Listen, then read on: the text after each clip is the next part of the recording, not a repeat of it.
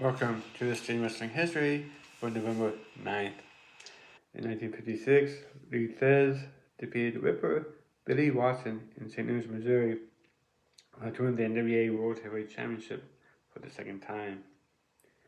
In 1975, the NWA United States Championship Tournament took place at the Greensboro Coliseum in Greensboro, North Carolina.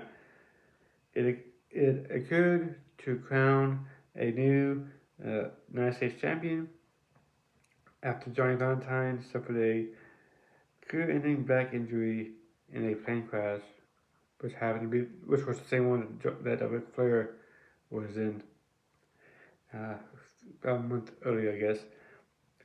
In the quarterfinals, Terry Funk defeated Rufus R. Jones, Dusty Rhodes defeated Blackjack Mulligan, Harley Race defeated Rory McDaniel, and Paul Jones defeated Johnny Walker. In the semifinals, Terry Funk defeated Dusty Rhodes, and Paul Jones defeated Harley Race.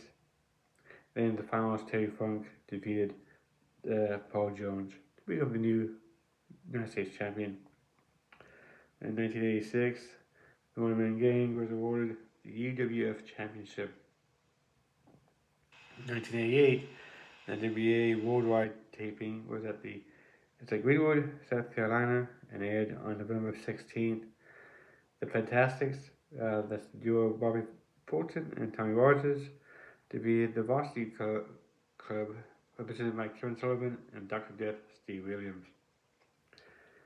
In 1997, Survivor Series took place at the Motion Center in Montreal, Quebec, Canada. And it's famous for perhaps the most famous let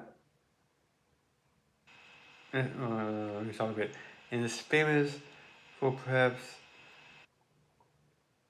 in wrestling history for the Montreal Screwjob. In the weeks prior to the event, Mr. McMahon and the Hitman Hart mutually agreed to terminate Hart's contract, enabling the Hitman to sign a hugely lucrative contract with WCW. Hart was the reigning WWF champion at the time, and used creative control in his WWF contract to refuse to lose to Shawn Michaels in Canada. The two men had become bitter enemies off screen. With McMahon intent to ensure Hart did not leave for WCW without dropping the title, a plan was hatched that would see Michaels locked on Hart's own move to sharpshooter before referee Earl Hebner called for the bell, and Hart was deemed to have lost by submission, which he did not, and was without Hart's knowledge. Before going on, Hart has stated that he would have lost it to anyone else that night, or he would have vacated the very next night on Monday Night Raw.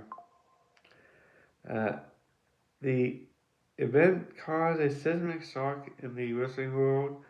Hart punched McMahon in the locker room after the event, and several wrestlers threatened to walk out of the company and over the incident and betrayal. And with Bruce Bulldog and Jim Manville Neidhart both did. Owen Hart did not. But a lot of that had to do with his, I guess he was worried about his contract. Hart would not appear in the WWE ring again until 2010, even though he was inducted into the WWE Hall of Fame a couple years prior to that. And the notoriety,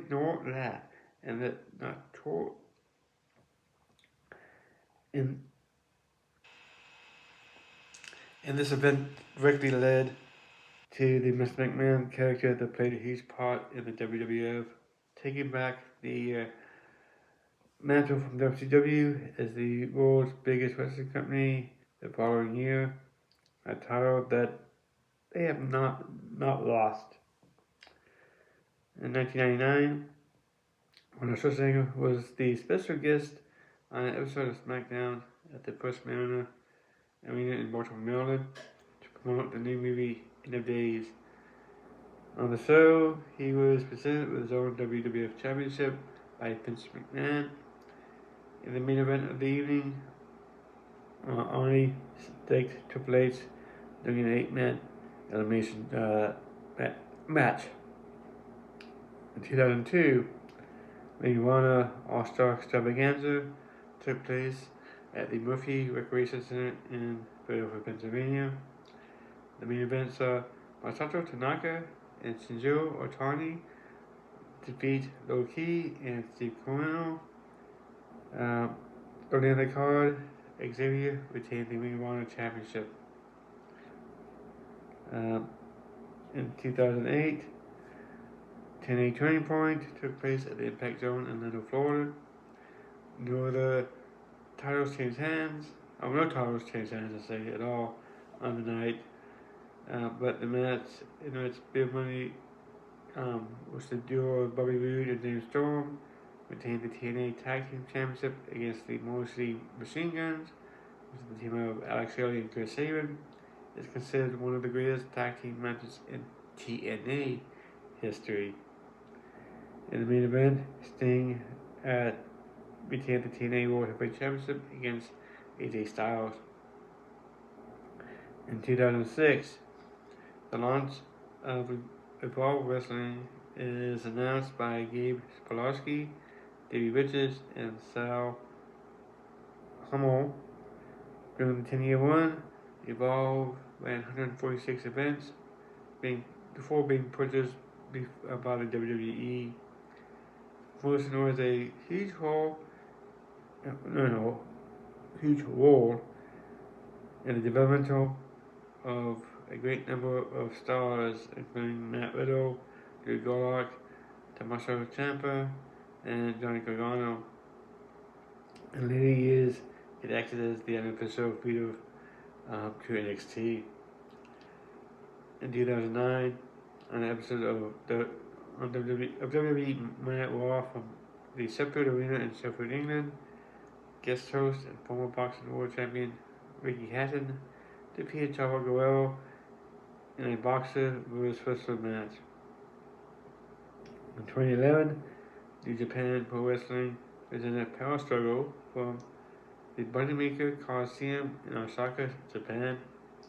The Young Bucks, the team of Matt and Nick Jackson, defeated Suzuki Gun, the duo of Taichi and Tako Michinoku, to an IWGP Junior Heavyweight Tag Team Championship. The Iron Gods, that's the team of Jack Stain and Rob Conway, defeated KES, the team of Dewey Boy Smith and Lance Archer, and Tenkozi, which is the team of Kushi Tenzin and Satsui Koshimura, a 3-team tornado tag match to win the NWA Tag Team Championship. In the same match, KES won the IWGP Tag Team Championship. Tatsuya Naito defeated Masato Tanaka to retain the Never Openweight Championship and the right to challenge for the IWGP Heavyweight Championship at Wrestle Kingdom 8. In 2015, WWE Monday Night Raw was at the Manchester Arena in Manchester, England. Roman Reigns defeated The Big Show. Kevin Owens defeated Titus O'Neil. Cesaro defeated Sheamus.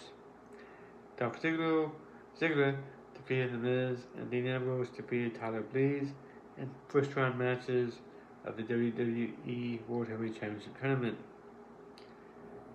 In 2017, an Impact TV taping at Aberdeen Pavilion in Ottawa, Ontario, Canada, LAX, being represented by Santana and Ortiz, defeated Dave Christ and Jake Christ to win the Impact Wrestling Tag Team Championship.